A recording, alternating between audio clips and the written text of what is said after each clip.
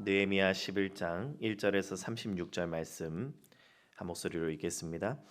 백성의 지도자들은 예루살렘에 거주하였고 그 남은 백성은 제비 뽑아 10분의 1은 거룩한 성 예루살렘에서 거주하게 하고 그 10분의 9는 다른 성읍에 거주하게 하였으며 예루살렘에 거주하기를 자원하는 모든 자를 위하여 백성들이 복을 빌었느니라.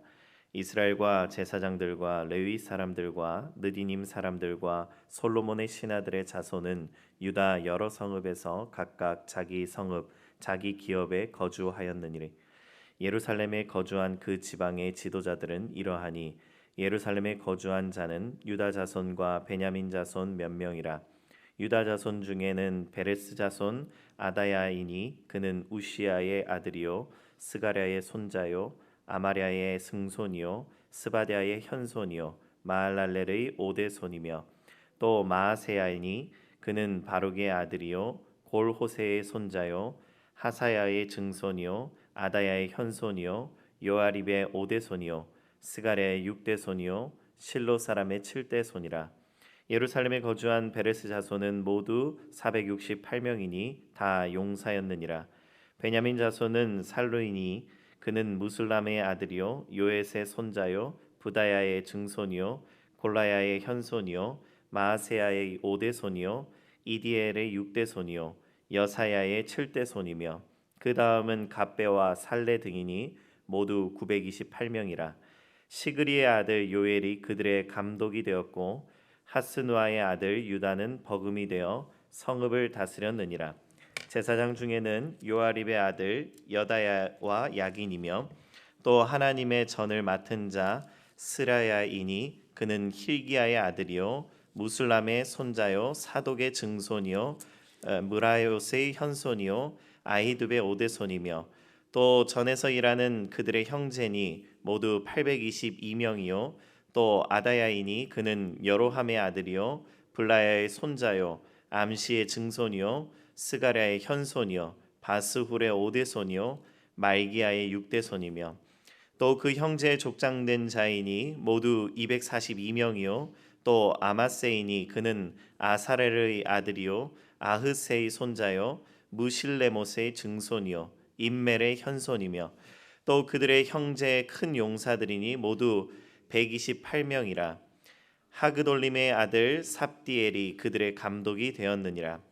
레위 사람 중에는 스마야이니 그는 핫숲의 아들이요 아스리감의 손자요 핫사베의 증손이며 분니의 현손이며 또 레위 사람의 족장 삽부대와 요사바시니 그들은 하나님의 전 바깥일을 맡았고 또 아삽의 증손 삽디의 손자 미가의 아들 마따냐이니 그는 기도할 때에 감사하는 말씀을 인도하는 자가 되었고 형제 중에 박부갸가 버금이 되었으며 또 여두둔의 증손 갈랄의 손자 삼무아의 아들 압단이 거룩한 성의 레위 사람은 모두 284명이었느니라. 성 문지기는 악굽과 달몬과 그 형제이니 모두 172명이며 그 나머지 이스라엘 백성과 제사장과 레위 사람은 유다 모든 성읍에 흩어져 각각 자기 기업에 살았고 느디님 사람은 오벨에 거주하니 시하와 기스바가 그들의 책임자가 되었느니라.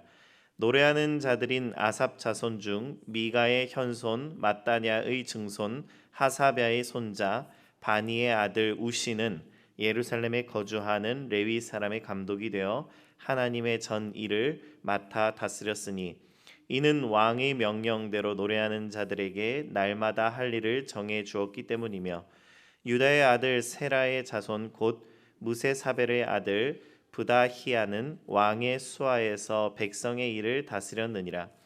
마을과 들로 말하면 유다 자손의 일부는 기럇 아르바와 그 주변 동네들과 디본과 그 주변 동네들과 여갑스엘과 그 마을에 거주하며 또 예수아와 몰라다와 벳벨레과 하살수알과 브엘세바와 그 주변 동네들에 거주하며 또 시글락과 무고나와 그 주변 동네들에 거주하며 또 에느림몬과 소라와 야르무스에 거주하며 또 사노아와 아둘람과 그 마을들과 라기스와 그 들판과 아세가와 그 주변 동네들에 살았으니 그는 브엘세바에서부터 흰놈의 골짜기까지 장막을 쳤으며 또 베냐민 자손은 게바에서부터 믹마스와 아야와 베델과 그 주변 동네들에 거주하며 아나돗과 놉과 아나냐와 하솔과 라마와 기따임과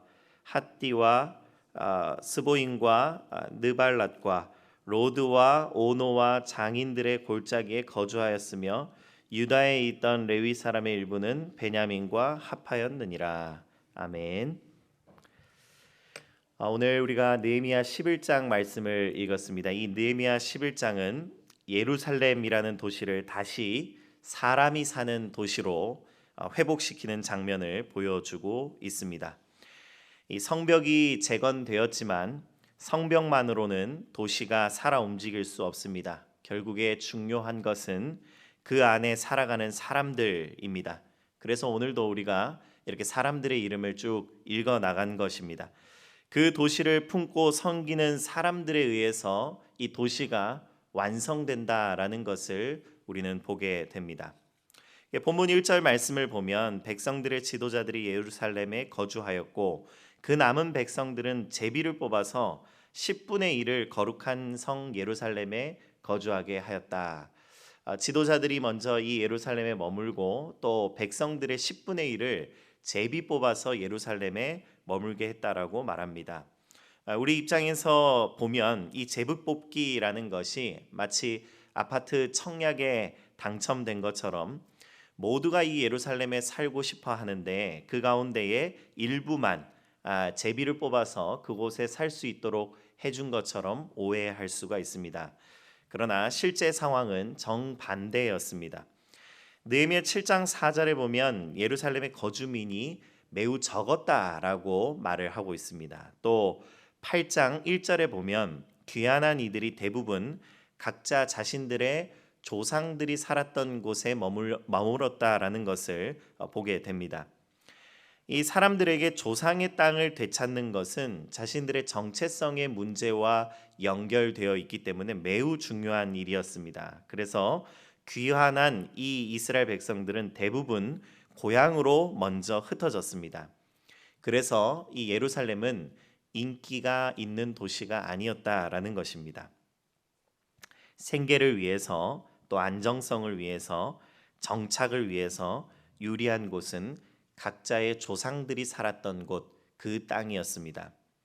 그 과정에서 포로에서 귀환한 이 옛 땅의 주민의 후손들, 그러니까 자신들의 조상들이 살았던 그 고향 땅으로 가보니 그곳을 이미 점유하고 살고 있는 사람들이 있었는데 이 돌아온 이 후손들과 그 점유한 사람들 간에 땅을 놓고 갈등이 생기기도 했다라고 합니다.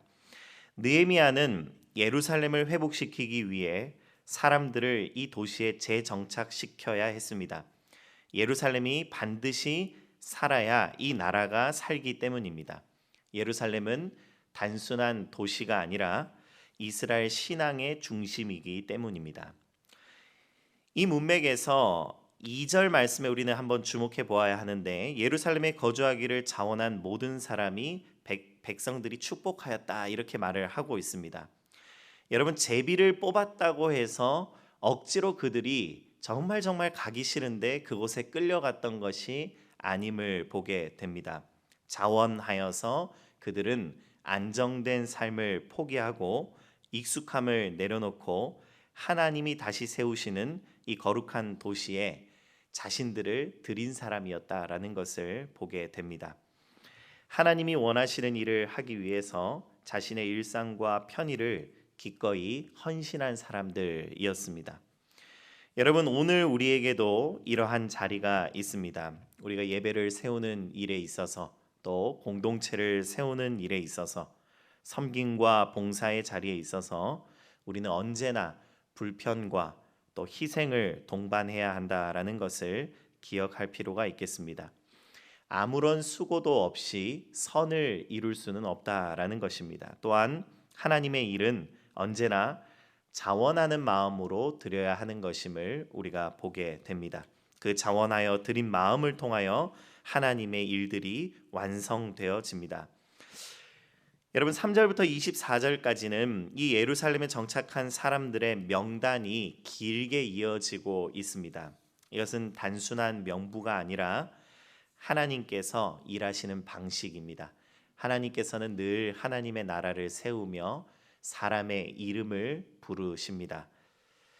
하나님께서는 이름을 부르시는 방식으로 공동체를 세워 가십니다. 이름을 기록하는 것은 바로 하나님 나라의 방식임을 우리가 기억해야겠습니다. 3절에서 9절 말씀을 보면 지도자들의 이름들이 나옵니다. 또 10절에서 14절은 제사장들, 그리고 15절에서 18절은 레위 사람들, 그리고 19절에서 24절은 성전의 봉사자들의 이름이 나오고 있습니다.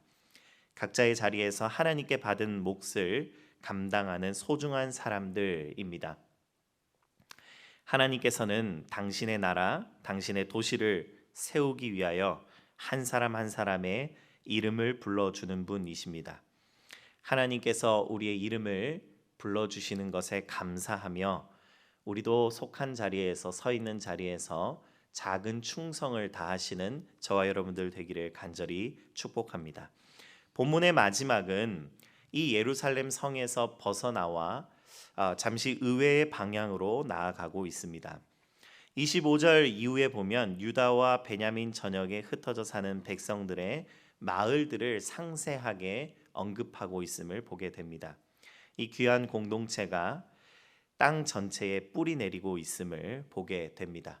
예루살렘뿐만 아니라 온 땅이 하나님의 백성들이 살아가야 할 거룩한 땅입니다.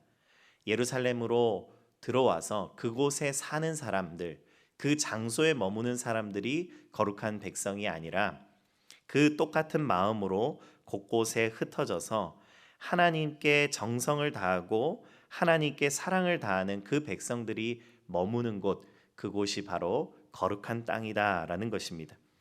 예루살렘이라는 공간에 머무는 것으로 거룩해지는 것이 아니라 거룩한 하나님의 백성이 사는 곳이 곧 하나님의 땅이 됩니다. 하나님을 사랑하고 하나님의 뜻을 따라 살고자 하는 사람들, 그곳들이 머무는 곳이 바로 예루살렘인 줄 믿으시기 바랍니다. 사랑하는 성도 여러분, 하나님의 도시는 헌신으로 세워집니다. 거룩한 공동체는 누군가의 희생과 자원함 위에서 서 있는 것임을 우리는 꼭 기억해야겠습니다. 이름 없이 섬기는 이들이 하나님 나라의 진정한 건축자들입니다. 그러나 이름 없이 섬기는 그때에 사람들은 모르지만 하나님께서 우리의 이름을 부르시고 꼭 기억해 주심을 믿으시기 바랍니다. 우리가 어디에 있든지 하나님을 향한 마음으로 뿌리 내릴 때에 그곳이 하나님의 거룩한 땅 예루살렘이 될 것입니다. 오늘 우리의 예루살렘은 교회일 수도 있고 또 우리의 가정일 수도 있고 우리의 일터일 수도 있습니다. 그 자리를 선택하고 지키는 마음, 편안함보다 순종을 우선하는 그 마음으로 하나님 나라를 열심히 세워가는 우리 모든 성도님들 되기를 간절히 축복합니다. 제가 기도하겠습니다. 사랑 많으신 하나님 아버지, 우리가 인생을 살아가며 다른 무엇보다도 하나님께서 우리의 이름을 기억하시고 우리의 이름을 불러주시고 또 우리의 이름을 일으켜 세워주는 분이심을 믿음으로 나아가게 하여 주시옵소서. 하나님을 사랑하고 이웃을 사랑하는 일에 우리에게 맡겨주신 그 분량대로 최선을 다하여 정성을 다하여 충성하는 자들 될 수 있도록 은혜 부어 주시옵소서. 모든 말씀 예수 그리스도의 이름으로 기도드립니다. 아멘.